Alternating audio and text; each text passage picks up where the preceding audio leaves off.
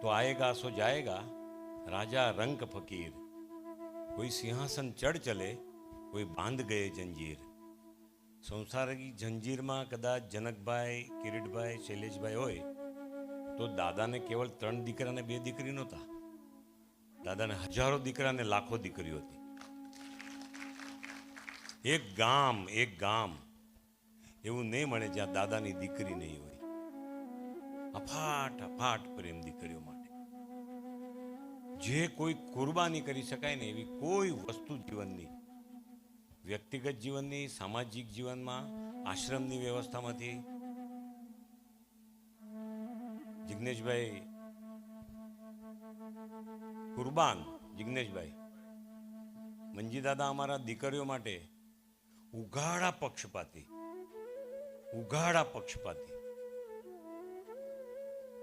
એટલે આ પરંપરામાં નામ બી નહીં વિસરાય, અણસારનો તો કોઈ પ્રશ્ન નથી। અનંત કાળ સુધી એના સંપર્કમાં આવેલી દીકરી 5 વર્ષની હોય, એ 100 વર્ષ જીવે અને એ પેઢીમાં દેતી જાય ત્યાં સુધી મંજી દાદાને કોઈ ભૂલી નહીં શકે। એવું જીવન મંજી દાદા જીવે। કેટલાય લોકોના તારણહાર બન્યા અને એટલા માટે એના પદચિહ્નો પર ચાલવાનો પ્રયત્ન કરવો જોઈએ, ખૂબ પ્રામાણિકતાથી, નિષ્ઠાથી। હું આવ્યો ત્યારે રાજુભાઈ બાપાની વાત કરતા હતા, 2 વાત બાપાની કરીશ। રાજુભાઈ કહેતા હતા બાપા અત્યારે શરીરે હાજર નથી, બાપા શરીરે હાજર નથી પણ બાપા બધે જ હાજર છે એવું રાજુભાઈ કહેતા હતા। બાપાના સ્વમુખની 2 વાત કરીશ। અમારા કુટુંબમાં ફુવા થાય, ઔરંગાબાદમાં બાપુના સેવક હતા બાબુલાલ, મૂળ વતન સાવરકુંડલા, પણ પછી ઔરંગાબાદ સ્થિરવાસ થયેલો। સાંજનો સમય તો ને બાપુ જે અત્યારે ફાટક છે એનાથી થોડું આ બાજુ ધજાદંડથી આ બાજુ 10-12 ગામના ખેડૂતો, ગામના વ્યક્તિઓ એની સાથે બાપુ બેઠા છે।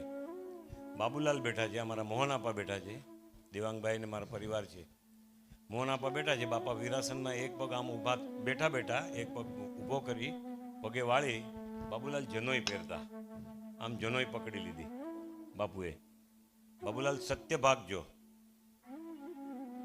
અસત્ય બોલો છો? બાબુલાલનો આમ ધ્રુજે, કારણ કે બાપાએ કાંઠલો ને જનોઈ બેવ પકડી લીધી અને પૂછ્યું તું કે અસત્ય ભાખો છો? બાબુલાલ કે બાપા પેટ માટે। એની જે વૈખરી ભાષા હતી ને એ ભાષામાં બોલ્યા અને એમ કીધું હાટ છે, પેટ ન ભરાય તો ફોડી નાખો, પેટ ન ભરાય તો ફોડી નાખો। પછી બાપાએ જનોઈને કાંઠલો બેવ છોડી દીધો અને બાપા જેમ પલોઠી વાળીને બેઠા હતા એમ બેઠા આસને, એ જ બેઠકમાં બાપાએ એમ પૂછ્યું લોટ મગો છું? ના બાપુ। બાપાના સ્વમુખની વાત છે કે યોગીનો બાલક છું, પોતે ને પોતે પછી હાજી એમ કે, બાપાનો ઘણા શબ્દો, બાપા એમ કે યોગીનો બાલક છું, હાજી, જેને હું મારા કહું છું ને એની હું હજારો ગાવે ખબર રાખું છું।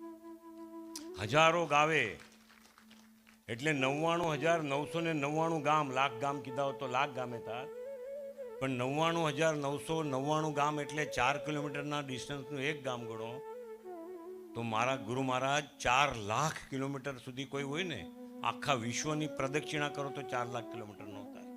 એમ કહેતા જેને હું મારા કહું છું એની હું હજારો ગાવે ખબર રાખું છું। આ પહેલો પ્રસંગ રાજુભાઈ બાપાની સ્વમુખે કીધેલો, જેને હું મારા કહું છું એનો।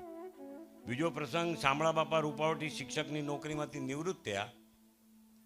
શામળા બાપા પોતે પગારમાંથી જે પૈસા આવતા એ બટુક ભોજનમાં ગરીબોને એમ દઈ દેતા, વિદ્યાર્થીઓને શિક્ષણમાં। શામળા બાપા નિવૃત્ત થયા પછી ગામમાં આશ્રમ બનાવવાની વાત આવી એટલે ગામનું પંચ, મહાજન શામળા બાપા સાથે બાપાને બગદાણા દર્શન આવ્યું। શામળા બાપા બાપુને ખૂબ માનતા। બાપા શામળા બાપાના ગુરુ આત્મારામ બાપુ હતા, પણ બાપુને ખૂબ માનતા। એ શામળા બાપાની યારે આશ્રમ માટે એ લોકો આવ્યા। બાપા એમ કીધું બધું માપ લઈ લો, આ પરસાળનું લ્યો, આ ફરજાનું લ્યો, આ ભોજનશાળાનું માપ લ્યો, આની કરતાં બધું સવાયું કરવાનું।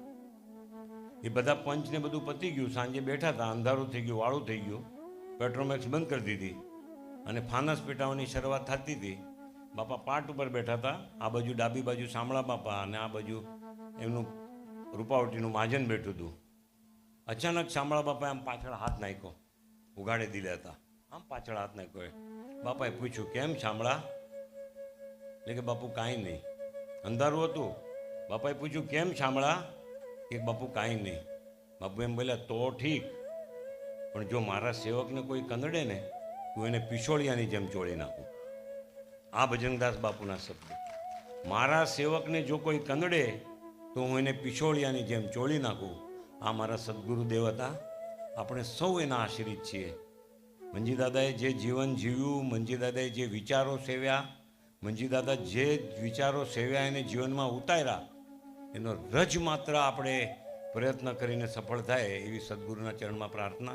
ગુરુ મહારાજ આ પરિવારને ખૂબ રાજી રાખે અને મંજી દાદાને જે કોઈ બી સંપર્કમાં આવેલો વ્યક્તિ એના જીવનનો એક ગુણ બી પોતાના જીવનમાં ઉતારવાનો પ્રયત્ન કરે તો સદગુરુના ચરણમાં નિશ્ચિત સ્થાન પામે.